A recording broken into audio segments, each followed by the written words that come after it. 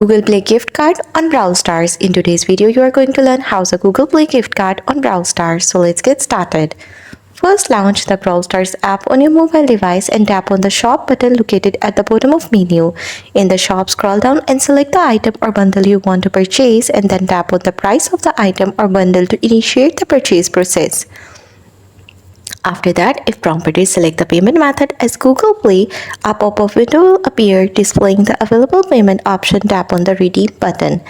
Then what you have to do is enter the redemption code from your Google Play gift card in the provided field and tap on redeem button to apply the credit from gift card to your purchase. Review the details of your purchase and tap on the buy or confirm button to complete the transaction. Once the purchase is successful, the item or bundle will be added to your in-game inventory. Note that Google Play gift card can only be used for in-app purchases in Brawl Stars. They cannot be used to buy physical goods or services outside the game.